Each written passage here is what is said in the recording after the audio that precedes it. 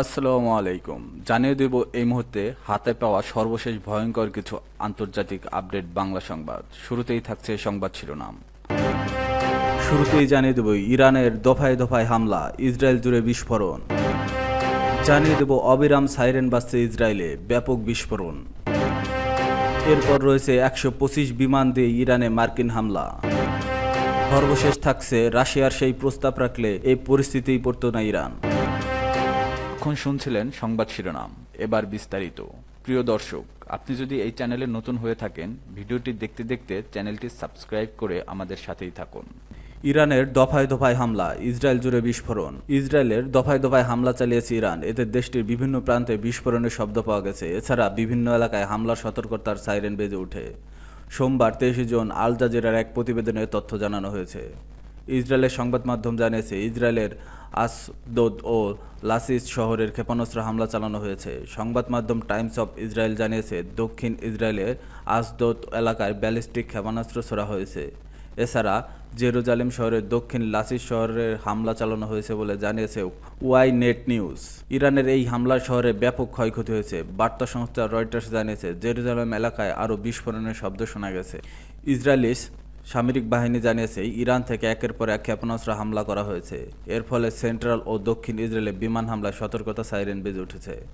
Times of ইসরায়েলের প্রতিবেদনে বলা হয়েছে, জেরুজালেমে সাইরেন বাজার সঙ্গে সঙ্গে নেসেটের আইন প্রণয়তা নিরাপদ আশ্রয়ে ছুটে গেছে। আল জাজিরা জানিয়েছে, গত 10 দিনে ইরানের হামলায় ইসরায়েলে ব্যাপক ক্ষয়ক্ষতি হয়েছে। বেশিরভাগ ক্ষতি সেন্ট্রাল ইসরায়েলে হলেও হাইপার মতো কৌশলগতভাবে গুরুত্বপূর্ণ শহরেও বারবার ইরান হামলা চালিয়েছে। প্রতিবেদনে বলা হয়েছে, গতকাল আকাশের প্রতিরক্ষাকে ফাঁকি দিয়ে হামলা চালিয়েছে ইরান। ফলে এ সময় কোনো সাইরেন বাজেনি। হামলার পরে ইসরায়েলি সেনাবাহিনী নিশ্চিত করে যে এটি একটি ইরানি ক্ষেপণাস্ত্র ছিল, কেন ভুলবশত ছোড়া প্রতিরক্ষা ক্ষেপণাস্ত্র নয়। গত 13 জুন ইরানের হামলা চালায় ইসরায়েল। দেশটির এই হামলায় পরমাণু সামরিক ও আবাসিক এলাকার ব্যাপক ক্ষয়ক্ষতি হয়। এতে 400-র বেশি ইরানি নাগরিক নিহত হন।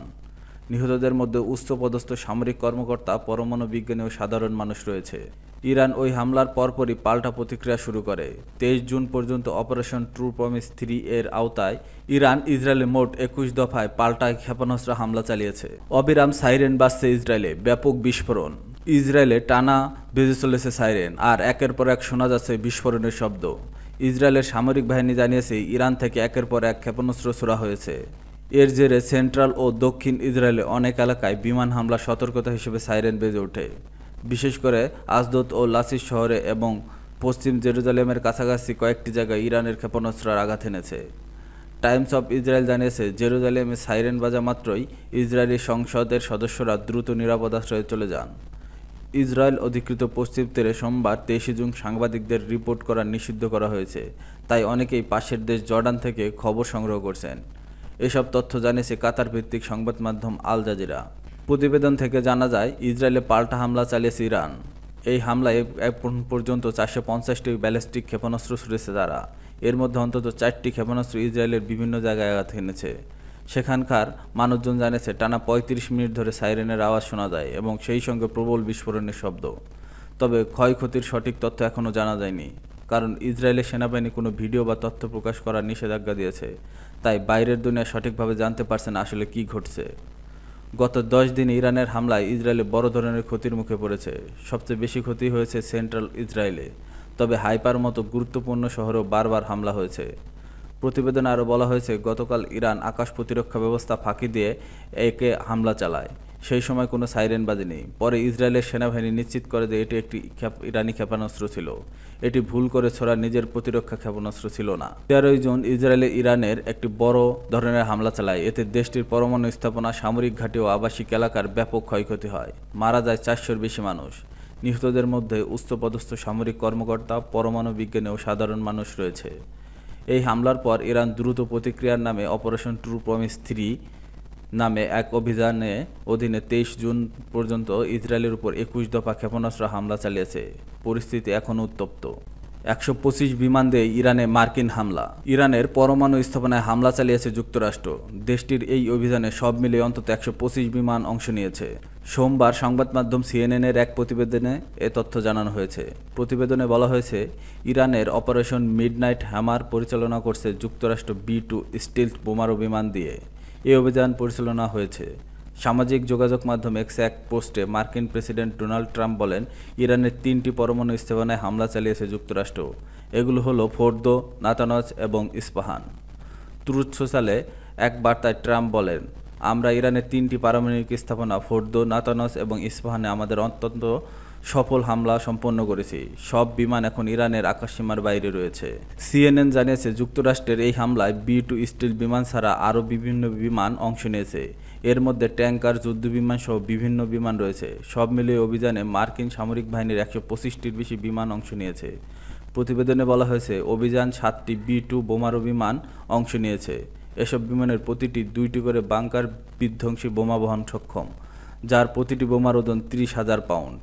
এছাড়া অভিযানে জ্বালানি ভরা ট্যাঙ্কার, নজরদারি উড়োজাহাজ ও যুদ্ধবিমান অন্তর্ভুক্ত ছিল।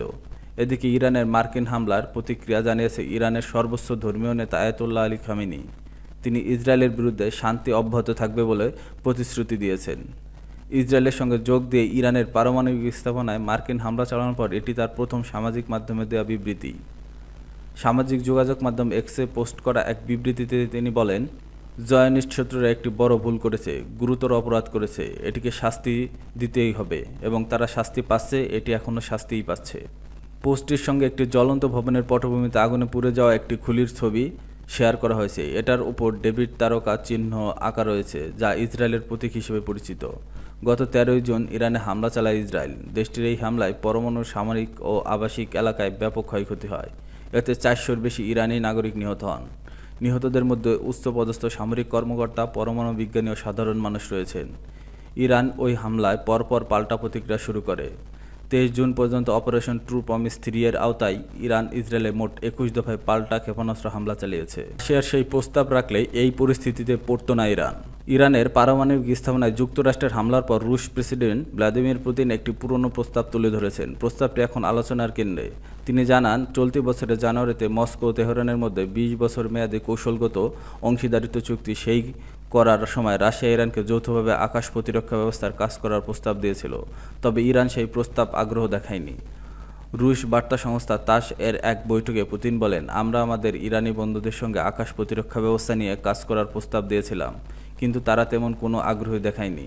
বাস্তবতা হলো এই বিষয়ে আলোচনার কিছুই ছিল না। বিশ্লেষকরা বলছে, যুক্তরাষ্ট্র ইসরায়েলের যৌথ বিমান হামলার পর ইরানের আকাশ প্রতিরক্ষা ব্যবস্থা যে দুর্বলতা দেখিয়েছে তা হয়তো রাশিয়ার সঙ্গে সহযোগিতার অভাবে আর প্রকট হয়ে উঠেছে। এদিকে যুক্তরাষ্ট্রের হামলার কড়া সমালোচনা করছে রাশিয়া। দেশটির পররাষ্ট্র মন্ত্রণালয়ের বিবৃতিতে এই হামলাকে দায়িত্বজ্ঞানহীন ও আন্তর্জাতিক আইনের সুস্পষ্ট লঙ্ঘন বলে উল্লেখ করা হয়েছে। রাশিয়ার মতে এ ধরনের পদক্ষেপ মধ্যপ্রাচ্যের সংঘাতের ঝুঁকি বহুগুণে বাড়িয়ে দিচ্ছে। ইরানও হামলার কড়া প্রতিক্রিয়া জানিয়েছে। দেশটির পররাষ্ট্রমন্ত্রী আব্বাস আরাকচি বলেন, এই হামলা জাতিসংঘের সনদ ও আন্তর্জাতিক আইনের লঙ্ঘনের গুরুতর পরিণতি থাকবে। তিনি আরও জানান, ইরান নিজেদের আত্মরক্ষার জন্য যে কোনো পদক্ষেপ গ্রহণের অধিকার রাখে।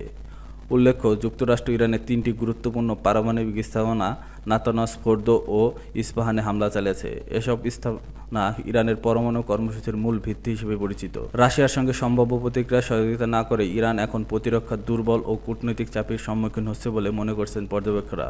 এ প্রশ্ন উঠেছে, পুতিনের ফিরিয়ে দেওয়া সেই প্রস্তাব যদি ইরান গ্রহণ করত, তবে কি পরিস্থিতি এতটা বিপজ্জনক হতো?